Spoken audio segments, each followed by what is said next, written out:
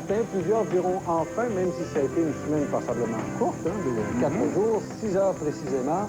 Et c'est un matin, au moins, où on est au-dessus du point de congélation. Ça, c'est vraiment les matins de printemps agréables. Vous allez bien? Oui, merci. Oui, tout de suite, on va aller voir ce qu'il y a au menu ce matin. D'abord, en information, Jean-François Guérin. C'est la grève depuis minuit chez Bell. Exactement, vous en parlez depuis quelques jours maintenant. C'est effectif depuis minuit 1 minute. Les 9500 téléphonistes et techniciens de Bell Canada sont en grève légale. Déjà au cours des derniers jours, là, on le voit, on était sortis de façon spontanée dans les rues. Maintenant, c'est généralisé. Il faudra prendre votre mal en patience, entre autres pour l'assistance annuaire, des choses comme ça et l'installation de nouvelles lignes. Pas seulement les téléphonistes, les techniciens. Les techniciens également, oui. Bon. Au Kosovo, maintenant, les bombardements continuent. C'est sans arrêt. Sans arrêt, on maintient la pression du côté de l'OTAN et ces images-là le prouvent encore. Autour de Belgrade, il y a eu de nombreuses cibles touchées, toujours les mêmes cibles, transport, des lignes de transport, des réserves de carburant, des cibles de l'armée. Donc, ça se poursuit de ce côté-là. Il y a un incendie dans l'ouest de Montréal dont on parlera aussi ce matin, tout de suite dans votre premier bloc d'information. Aux arts et spectacles, ce matin, Pénélope McQuaid va nous parler de Luce Dufault, parce que Mme Dufault donnait hier la première représentation d'une série de spectacles qu'elle va présenter un petit peu partout au Québec.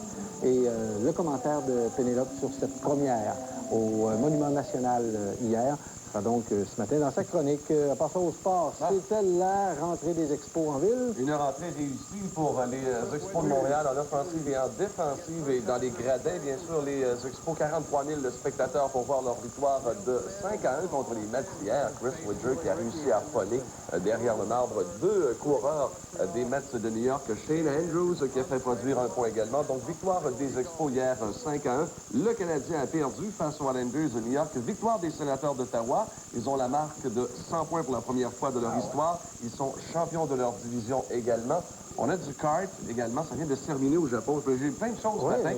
Patrick Carpentier, 13e. La course a lieu ce soir, si vous préférez. Et il est 13e aux essais. Et on va vous parler de un week-end de Formule 1. Il y a du golf. Du golf. Il va y avoir du hockey demain. Allez-vous avoir fini en avant? Je sais pas. Attendez-nous. Okay. Plein de choses, en tout cas. À la météo, est-ce que c'est aussi chargé que le sport de Pierre Pagé?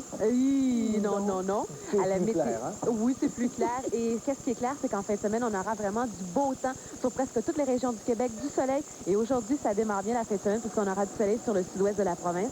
Par contre, partout ailleurs, sur le centre et l'est, ce sera plutôt nuageux, quelques percées de soleil. On aura aussi des petites gouttelettes de pluie aujourd'hui. Je vous donnerai beaucoup plus de détails tantôt. Bien sûr. À tout à l'heure, José. À 6h03, je vous présente un athlète. Merci. Oui, ça fait extrêmement plaisir. Ça fait longtemps que je voulais vous en parler. Oui. Êtes-vous athlète comme ça en ski nautique? À peu près. Et ce ne sont pas des images d'archives.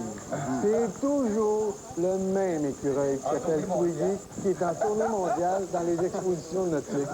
Alors hier... Le gars qui a loué l'écureuil, il est millionnaire maintenant. Non, mais je sais pas c'est qui son gérant. C'est l'écureuil qui fait le plus de télé au monde. Écoutez, juste les téléspectateurs, là, on a des images qui nous parviennent de partout dans le monde, vous le savez bien. La technologie permet d'avoir par satellite les images que l'on veut. Et régulièrement, pratiquement une fois par semaine ou aux 2 semaines, pouf, on a Twiggy à Québec Exposition. Twiggy, le petit écureuil. Il réussit à faire de la télé partout à travers le monde, simplement avec ses petits exploits qui sont rapportés à coup sûr. Il y a tout un agent. Aujourd'hui, à Salut Bonjour, nous allons recevoir bien sûr à sa chronique habituelle de 20 fromages Jules Roiseux. À la chronique Internet, François Charon parlera d'emploi, notamment des gens qui cherchent un emploi pour l'été, les étudiants surtout. Alors, quelques bonnes adresses Internet. Et nous recevrons également Marcel Dubé, dramaturge très connu. Il y en a écrit, lui, des pièces et des téléromans à succès. Il sera avec nous ce matin, M. Dubé. Tout de suite, on regarde quelques messages. Arrêtez là, lui aussi. Il est ici pour organiser le transport de milliers de réfugiés vers le Canada. Il entend